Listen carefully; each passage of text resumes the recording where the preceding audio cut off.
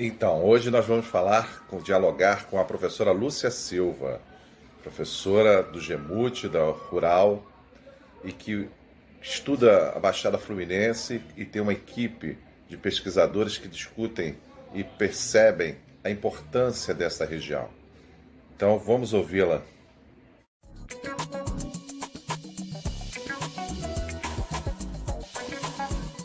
Baixada Fluminense. 4 milhões de moradores de uma região marcada por contrastes, prédios luxuosos e muitas áreas abandonadas. E pensar que a Baixada surgiu como um presente aos colonos. Depois de evitar a invasão dos franceses ao Rio de Janeiro no século XVI, os portugueses construíram os primeiros povoados com um olho no rio e outro na montanha.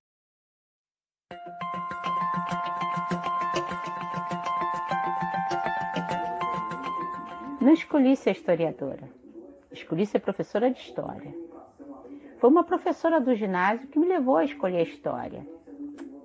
Sim, sou do tempo do ginásio, denunciei minha idade. Na universidade, me dei conta da existência do bacharelado e da licenciatura. Fiz os dois. E hoje tenho certeza de que, apesar de reconhecer que existem algumas diferenças, há muita similitude entre as duas práticas, principalmente para quem pensa a aula como texto. Mas, enfim, me tornei professora de história por conta de uma professora do Fundamental. Vejam o poder de transformação desses profissionais e como a escola é um espaço de transformação.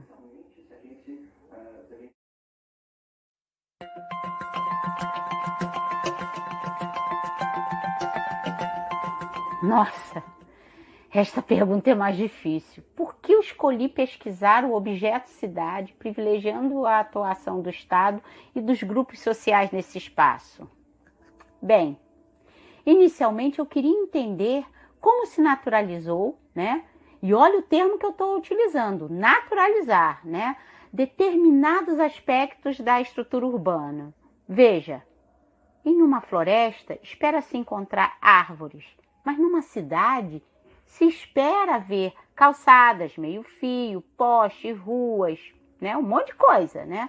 Mas isso é diferente da floresta, porque não é fruto da natureza, ainda que seja de uma segunda natureza. É fruto do trabalho do homem. Uma rua não brota espontaneamente, muito menos uma rua com rede de água, esgoto, luz, com sinal de celular, rede fluvial. É trabalho humano ao longo do tempo a partir de uma escolha. Conhecer isto nos ajuda a entender por que alguns lugares têm e outros não. Então é sobre isso que eu pesquiso. É claro, sob uma perspectiva histórica.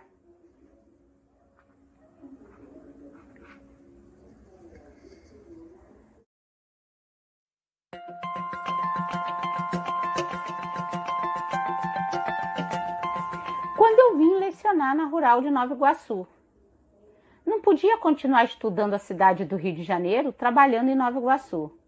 E foi com surpresa que tive de desconstruir aquilo que eu achava que sabia. Afinal, eu achava que sabia o que era Baixada Fluminense. Foi um longo aprendizado.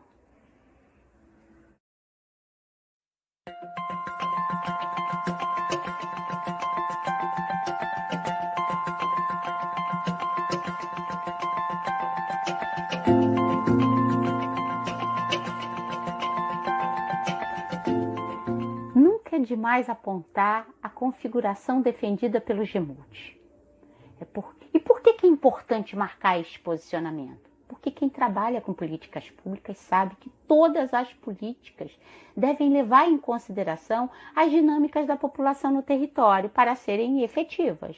E ainda que eu observe mudanças em alguma destas dinâmicas, como o arco metropolitano ou mesmo a criação do campus da Universidade em Nova Iguaçu, cuja sede é em Seropédica, defendemos a configuração que tem como base a Grande Iguaçu no século XIX.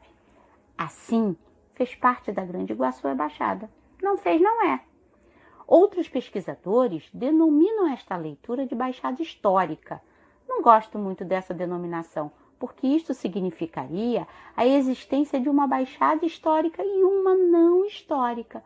Mas, enfim, nesta configuração, Itaguaí e Guapimirim não fazem parte da Baixada. E é sempre bom lembrar que há uma escala em que estes municípios que não fazem parte da Baixada podem ser pensados em conjuntos com a Baixada, que é vê-los dentro da região metropolitana. Então, não é uma exclusão, mas um rigor em privilegiar as dinâmicas estabelecidas pela população em um território. Então, Baixada é um termo para designar um território e só pode ser utilizado no século XX. Antes não. Mas há a constatação que os pesquisadores se concentraram nos temas e objetos que estão relacionados ao período anterior à Baixada, a Grande Iguaçu e não a Baixada Fluminense foi e é objeto de estudo dessa historiografia. Conhece-se muito pouco da Baixada e de sua história, visto que Baixada Fluminense, enquanto denominação de um território que corresponderia à Grande Iguaçu, só pode ser pensada a partir da década de 1940, momento em que se configurariam suas principais características, tais como fragmentação política com o início das emancipações, a construção da imagem da violência e a ausência da atuação do Estado. Eu brinco dizendo que a Baixada emerge dos escombros da Grande Iguaçu.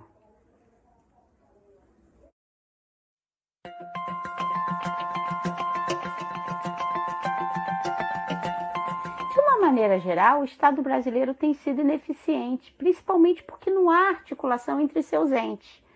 No caso do Rio, isso é mais dramático e a Baixada então nem se fala. Nova Iguaçu parece conduzir melhor as ações contra a pandemia que Caxias, por exemplo, né? A pandemia tem revelado o quanto o país é desigual. As classes mais abastadas conseguem fazer o isolamento e manter o distanciamento. Os mais pobres não. Enfrentam ônibus e trens cheios porque ocupam atividades que, ainda que sejam subalternas, não podem parar. É a população mais exposta. A sociedade, vendo a falta de articulação do Estado e, em alguns lugares, né, sendo incentivada por ações negacionistas, não se protegem. A população não acredita no isolamento e distanciamento. Ao fim e ao cabo, estão à sua própria sorte.